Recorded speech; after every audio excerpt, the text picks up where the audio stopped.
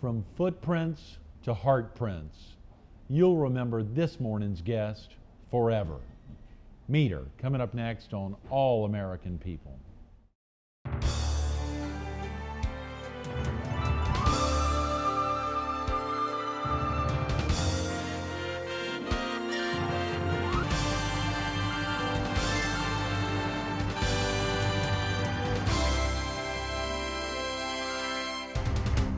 Good morning.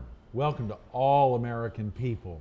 This morning we're at Cagney's old place near Myrtle Beach, South Carolina, the vacation destination of the year as voted on by visitors to allamericancities.com. We're focused on the upcoming book, Heartprints Are Forever, and we're visiting with its author and the author of Footprints on the Heart, Dr. Muriel O'Tuel. Good morning, Dr. Hi. O'Tuel. Do you mind if we call you Muriel? That's perfect. Since it's early on a Tuesday morning, what about this Cagney's old place? Isn't this place amazing? You've been here before. I've been here before, and I just like coming in the doors, the feeling I get of a place that's just really full of memories and stuff that I like to revisit. Oh, Muriel, when you pull up here, I don't know if you pulled up early this morning to see out there the sign celebrating 35 years. We had Dino Thompson with us yesterday, one of the two co-owners with Dino Drozes, to hear him talk about putting this together and all the efforts from 68 when they first leased the land to put this up until 75, trying to get a banker to lend them the money to open. It's amazing. And then everything they took to get all of this in here, it's truly incredible. Dreams come true. Dreams come true, Yeah. absolutely. And of course, and that ties in very well to your first book, Footprints on the Heart, and then the Heartprints Are Forever. Mm-hmm. A very exciting thing. This is something you've been dreaming about for a long time, Oh, Muriel? yes. Oh, yes, it is. Just putting your first book together? Putting my first book together, yes. I had a long career in education, and I knew I wanted to shift, even though I'd done staff development and done a lot of things. In fact, one advisor told me, said, Muriel, you should be a natural. You've been in the classroom forever. You should know how to get up and say something. Yeah. And I thought and thought about my life, and I collected a lot of things, and I thought, well, you know, I want to leave a trail of footprints, a theme of footprints where that symbolize life, what we do with our lives. Right. So that's what it became, is a book about how to be a person of value and how to make a difference in the lives of others, and I just like the footprint theme. So. And the book has connected with a lot of folks, Muriel. Yes. It has really done, your footprints have really landed on them. Right. I hope so. Yeah, I mean, it's incredible. And not only as an author, but as a public speaker, and you travel all up and down the coastline. I mean, you travel everywhere. Yes, That's a very exciting It's thing. a theme that's so universal, that everyone can relate to, is making a difference, leaving a mark that impacts them. And of course, the Heartprints impact, we're talking about impacting someone forever and from generation to generation. Right. So. Moving from footprints to heartprints, what prompted the change, or was there anything in Well, particular? actually, I heard a minister in a sermon use the word heartprint. I'd never heard that. Nor have I. I looked in the dictionary, it wasn't in the dictionary, and then I looked on the internet, and there was something about Heartprint, some organization that tries to do just that. Yeah. And it has to do with the feelings, the words, the deeds that we do for other people that make a difference. Right. So I thought that defines it a little more. That is wonderful. Yeah. Well, of course, when you think about, for you, having authored your first book and the effort that goes into writing a first book, there must be some bug that gets in your system. What is it after you've done your first, that we've got an author coming on later this week, I think on Thursday, Rose Rock, who I know finished her first book and is working on not only number 2, but number 3 already. Yeah. And is it just that? Well, I say, this is my last one, you know. I'm going to say what I need to say, and then I think, well, maybe one on parenting too, because I used to be involved in a lot of teaching parenting when I was with the school. So sure. I don't know. I'm saying, let's get Heartprints out, and we'll go from there. Yes, yes. Well, But I always want to be a person to feel that there's always another project. There's always something pulling me to stay involved and to learn more. You know, learning is lifelong, so I learn a lot in doing the research and what it takes to get a book out. Well, I love the letter G for many reasons. Generational gifts, that's 2 G's there. Share with viewers a little bit about generational gifts. Well, I have a son, Bryant, who has 3 grandkids, and my husband died 15 years ago. I live by myself, so with one son, it's easy for me to go visit them more than they come here because I don't have to worry about schedules and things like that. These are your 3 grandkids, My yes. 3 grandkids. Yes.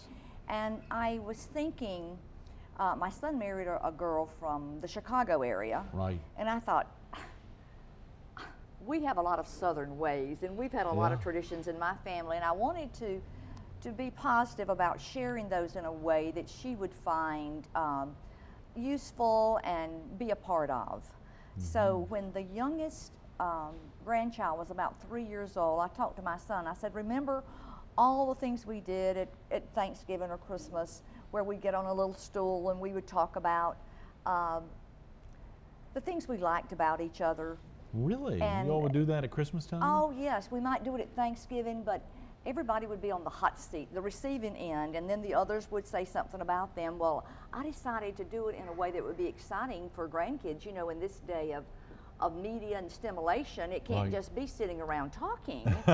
So what I do in terms of the gift of words, which is a Christmas gift, there's a large Christmas tree in the living room. Right. And we take a bar stool from the kitchen and put it right by the big tree. Oh, yeah. And one by one, the family sits on the hot seat or in the stool, and then we come around and we each give them the gift of words. Wow. It doesn't cost anything. No. And when the kids were very small, they were not exactly sure how that was going to work. And sometimes we would write them down. I would, you know, work with them to say, well, let's write down something good about your mother, your father, your sister, your brother. Right. And now they don't need any papers. They expect this, they want to do that, and it's our way of saying, it's a gift of appreciation, admiration, respect, and love that we normally do not say in our day in and day out living. No. And it's helped me know that my daughter-in-law appreciates me, because when I'm the last one on the high stool and they come around and she tells me how much she appreciates the traditions I've shared with the family and what I've brought to the family, and it's just a wonderful feeling. And the kids, at first they would say things like, oh, Mama, I love you, you're so silly, you are cool. But now they say things like, we're glad you're part of our family and you bring a lot to the table, that kind of things. Things that really connect, sure, and go a lot deeper, yes. So the $1 million gift that I received from my son about 2 years ago, I'm the last one we've all gone through. I'm number 6. There are 3 kids and their parents, and I'm the 6th person. Right. And I'm on the receiving end on the stool, and my son is sort of down on his knees looking up at me, and he is getting his thoughts together, and everybody is so quiet. Yeah. And he looks up at me and says, Mom, I can't remember a day in my life I didn't love you. Wow, Muriel. I would never have heard that. And see, that's the power. That's powerful, yeah. Goosebumps here, and just hearing so that's that. the greatest gift I could have ever received from him. That's tremendous. Of course, when he was a kid, he wanted to run away, and I packed the peanut butter sandwiches, but you know, he can't remember. Right. Now that he's a grown person, yes. He remembers the love.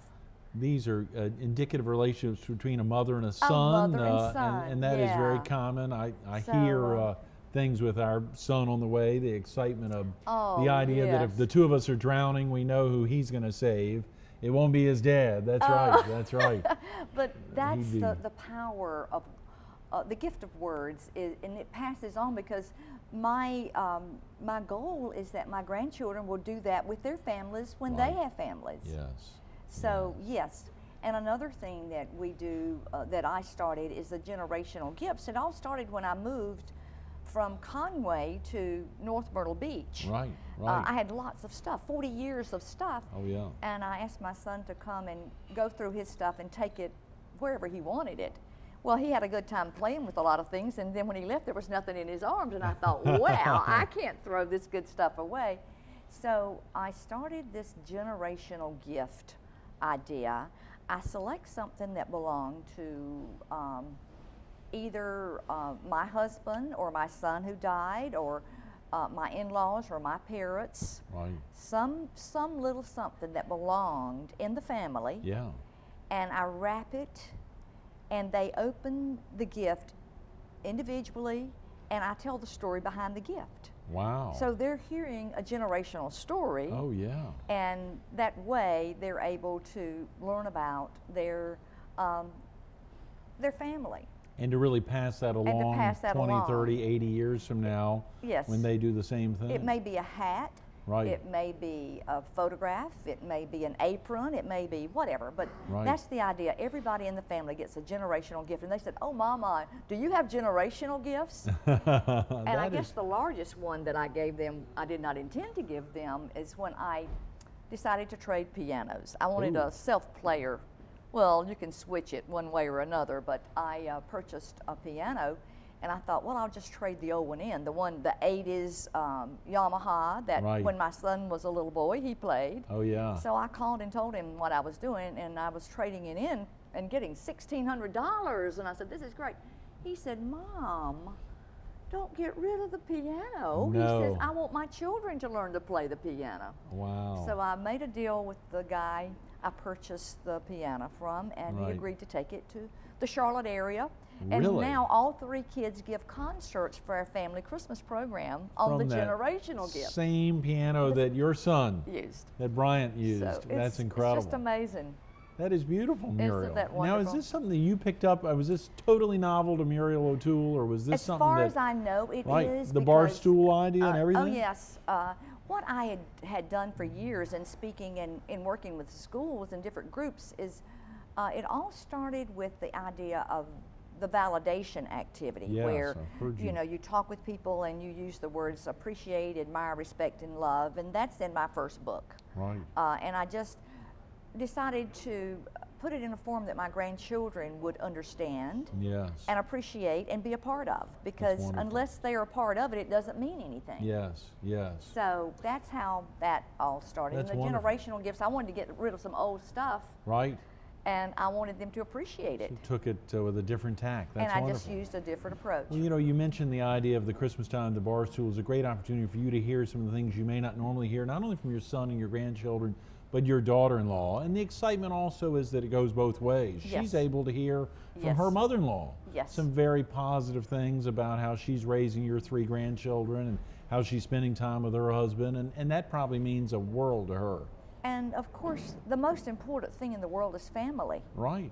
And it's difficult for me to speak about that if I don't live that. Right. So there's so many families who rarely see each other after they leave home, or there's a lot of dysfunctional behavior, and I just work. We have to structure the environment for it to happen. We have to make it happen, and I'm always thinking of ways to strengthen family ties.